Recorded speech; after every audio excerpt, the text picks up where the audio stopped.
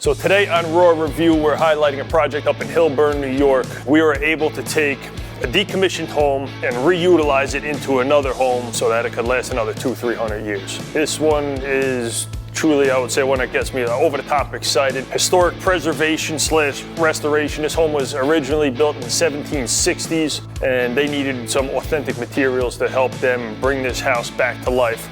Luckily for ourselves at that time, we had a house that was built in 1747, actually up on a rack in the shop. Craftsmanship was there, it was period correct, all the hand tool marks, I mean, even down to the actual beading on the edges of the purlin beams that were from this home were all spot on. And we even utilized some of the original flooring from this old home that was from 1747, remilled it a little bit, freshened up the tongue and the groove so that they could take this and transition it perfectly into the 1760s home.